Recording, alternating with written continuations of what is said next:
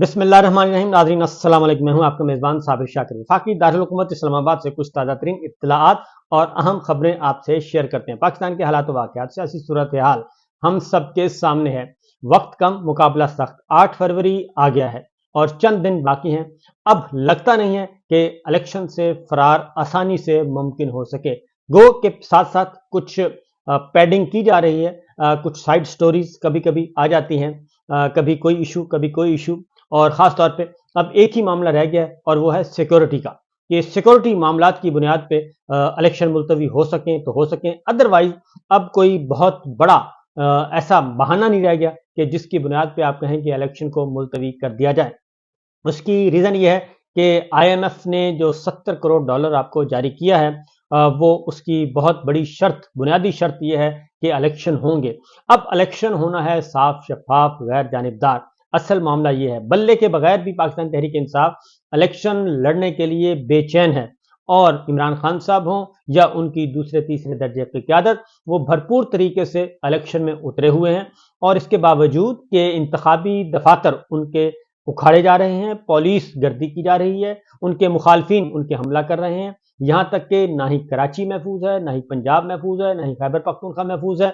हर जगह पे पाकिस्तान तहरीक इंसाफ के उम्मीदवारों को सख्त मज़ाहमत का सामना है। लेकिन इसके बावजूद पाकिस्तान तहरीक इंसाफ के कारकुन, नौजवान वो मैदान अमल में उतरे हुए हैं और उम्मीदवारों ने अपनी अपनी तय शुरू कर दी है इंतखाबी मुहिम। और जहां भी जाते हैं पाकिस्तान तहरीक इंसाफ को भरपूर रिस्पांस मिल रहा है। पाकिस्तान तहरीक इंसाफ के उम्मीदवारों को, खा वो पंजाब हो, खा वो खैबर पख्तूनख्वा हो, खा या कराची हो, हर जगह पे, यहाँ तक के बलूचिस्तान में भी पाकिस्तान तहरीक इंसाफ को मुअस्सर हमायत मुयस्सर आ रही है।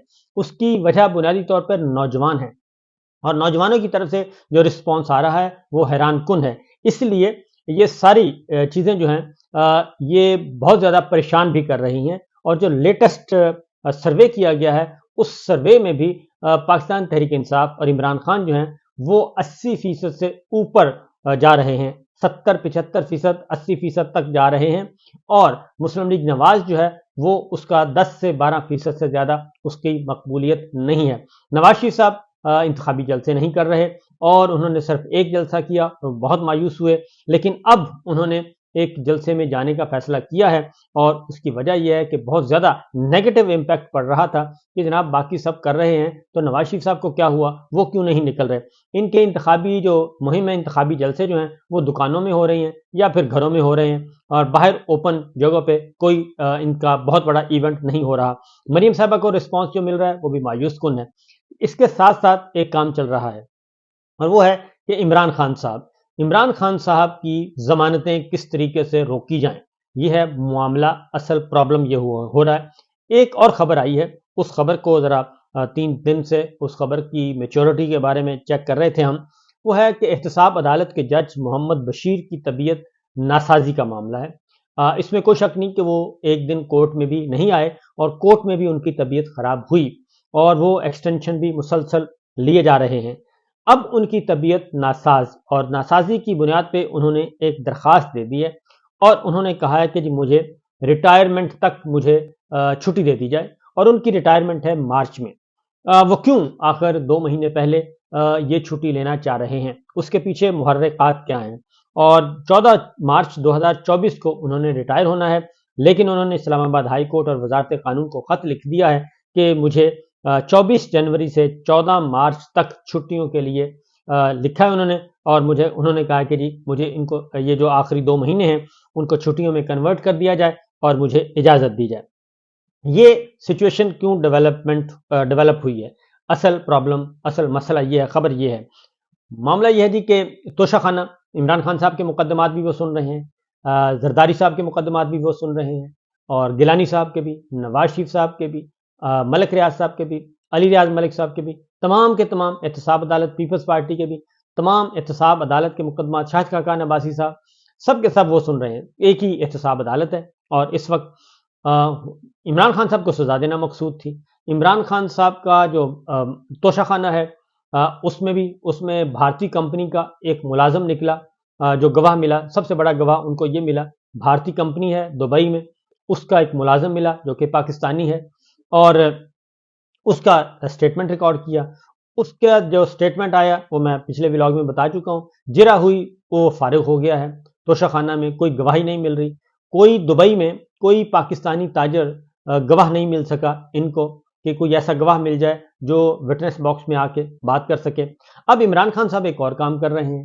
وہ ان کو پتا ہے کہ توشہ خانہ میں بھی ان کا دامن صاف ہے اور سائفر میں بھی صاف ہے. وہ یہ کر رہے ہیں کہ گواہ جو آتا ہے, جو ان کا ماسٹر پلیئر ہوتا ہے, ماسٹر وٹنس جو ہے, وہ آیا تو انہوں نے کہا کہ جی قرآن مجید پہ آپ حلف لیں. قرآن مجید پہ جب حلف لیا جاتا ہے تو بڑے بڑے ہل جاتے ہیں, اور ظاہر ہے اب کسی کی قبر میں خود تو نہیں جانا. تو اعظم خان صاحب نے جو سٹیٹمنٹ ریکارڈ کروایا اس میں بھی سائفر کیس جو ہے وہ بھی فارغ ہو چکا ہے, کیونکہ اعظم خان صاحب نے ساری باتیں بالکل بوانگ دہل بتا دیں اور آنیسٹلی جو صحیح باتیں تھیں وہی بتائیں, اور انہوں نے 161 164 کے بیان کو بھی فارغ کر دیا. دوسرا سائفر کا ساتھ ساتھ سائفر ویسے بھی کمزور ہو چکا ہے. سپریم کورٹ آف پاکستان جو درخواست ضمانتیں منظور کر چکی ہے اس میں اس کی ججمنٹ پڑھ لیں. پھر دوسرا کیس ہے آپ کا توشہ خانہ میں بھی حالات و واقعات بہت ہی پتلے ہیں, اور ان میں بھی کوئی سزائیں دینا بن نہیں رہی, کیونکہ گیلانی صاحب کا اسی عدالت میں کیس چل رہا ہے, زرداری صاحب کا چل رہا ہے, نواز شریف صاحب کا چل رہا ہے, اور جو کہ انلیگل توشہ خانہ گاڑیاں نہیں لی جا سکتی. لیکن ان مقدمات کو گوسلوں پہ رکھا ہوا ہے. عمران خان صاحب کے مقدمات کو اوپر رکھا ہوا ہے پرائیورٹی پہ, ڈے ٹو ڈے بیسس پہ ہیئرنگ ہو رہی ہے اور ان کو سزا دینے کی کوشش کی جا رہی ہے. اب جج محمد بشیر صاحب ہیں, اور مجھے لگتا یہ ہے کہ عمران خان صاحب کسی وقت بھی جج محمد بشیر صاحب سے یہ بات کہہ دیں گے کہ جناب قرآن مجید پہ آپ ہاتھ رکھ کر حلف دیں کہ آپ جو بھی فیصلہ کریں گے وہ میرٹ پر کریں گے اور کوئی دباؤ نہیں قبول کریں گے. اور ہو سکتا ہے وہ عدالت میں یہ بھی کہہ دیں کہ آپ حلف دیں قرآن پاک پہ ہاتھ رکھ کے, کہیں اوپن عدالت میں کہ آپ میرے مال میں مقدمات میں پریشر میں نہیں ہیں, آپ کو پریشرائز نہیں کیا جا رہا, آپ پہ دباؤ نہیں ڈالا جا رہا. جب وہ یہ باتیں متوقع ہیں ان سے, کیونکہ وہ گواہان کے بارے میں بھی یہ کہہ رہے ہیں, کیونکہ توشہ خانہ میں جو انعام شاہ چیف سیکورٹی آفیسر آیا تو اس کے بارے میں بھی عمران خان صاحب نے کہا کہ میں بھی اپنے بچوں کا قسم کھاتا ہوں, آپ بھی اپنے بچوں کی قسم کھائیں کہ جو کچھ کہیں گے, سچ کے سوا کچھ نہیں کہیں گے. تو یہ چیزیں ہو رہی ہیں. تو اب جج بشیر صاحب جو ہیں وہ انہیں معلوم ہے کہ ان کیسوں میں جان نہیں ہے اور پریشر موجود ہے, سزا دینا مقصود ہے عمران خان صاحب کو, اور ان کو لمبے عرصے تک جیل میں رکھنے کا ایک پلان ہے.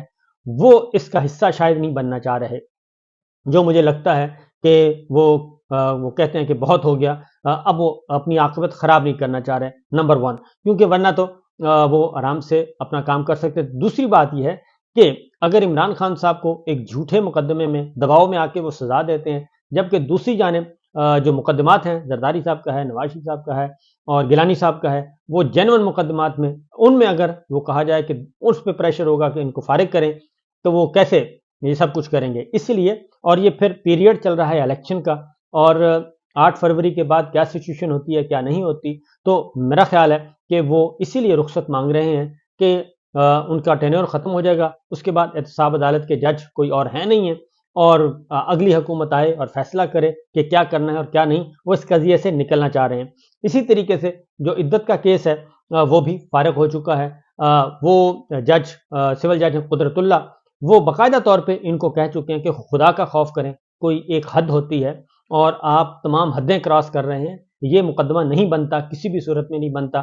پہلے تو وہ ان کو کہا گیا کہ جی ناجائز تعلقات کا بھی مقدمہ بنائیں, اور وہ نہیں بنا. اس وقت بھی وہ سر جوڑ کر بیٹھے رہے, سر پہ ہاتھ رکھ کر بیٹھے رہے. پروسیکیوٹرز کو بلایا, سرکاری وکلا کو بلایا کہ جا کے سمجھائیں کہ یہ کیس نہیں بنتا اور یہ بالکل فضول کیس ہے, لیکن حکم حاکم تھا کہ نہیں یہ بنانا ہی بنانا ہے. وہ بھی کیس فارغ ہو گیا. آدھا الزام جو ان کا مین تھا ملازم لطیف تھا, وہ کپڑے لپیٹ کے منہ لپیٹ کے آیا تھا, پتہ نہیں وہ تھا یا نہیں تھا.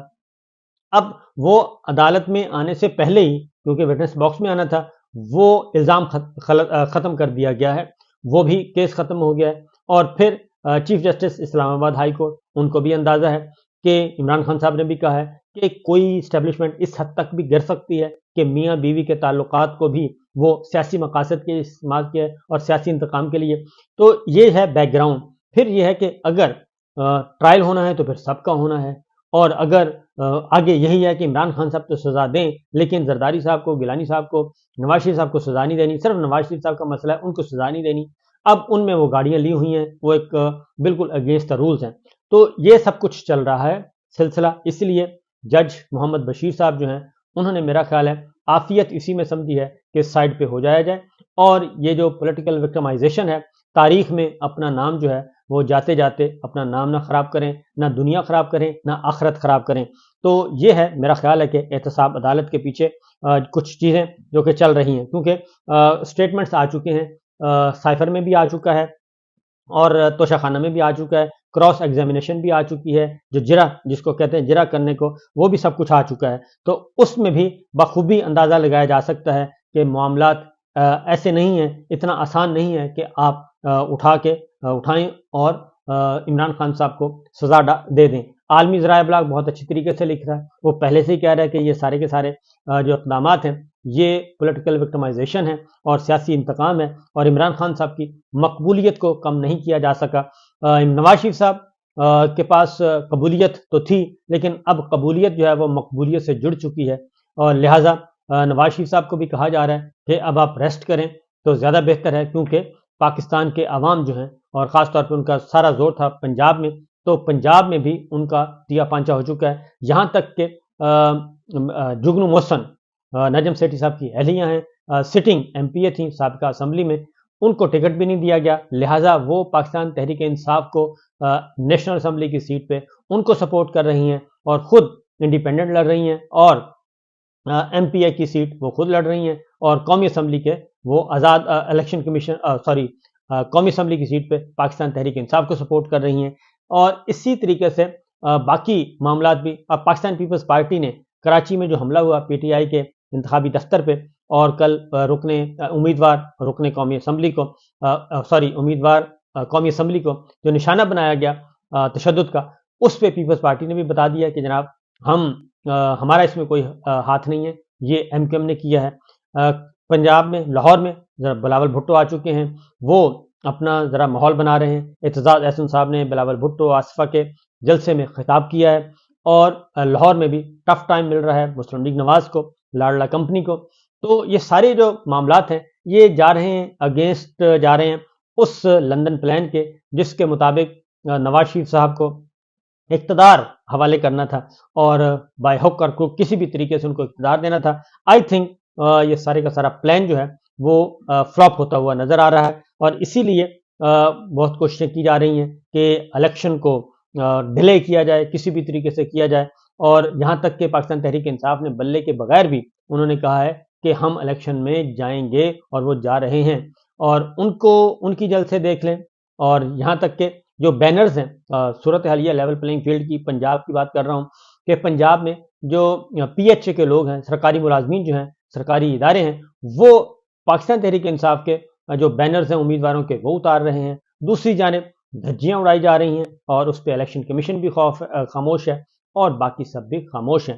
تو یہ ایک کھیل چل رہا ہے، دیکھتے جائیے آگے کیا کرتے ہیں اور کیا ہوتا ہے. بہرحال اب چند دنوں کا کھیل باقی ہے، اس سے زیادہ نہیں ہے. اگلا ہفتہ جو ہے کل سے شروع ہونے والا، وہ کافی امپورٹنٹ ہوگا، اور اس میں چیزوں کو فائنل کر لیا جائے گا. اجازت دیجیے، اللہ حافظ.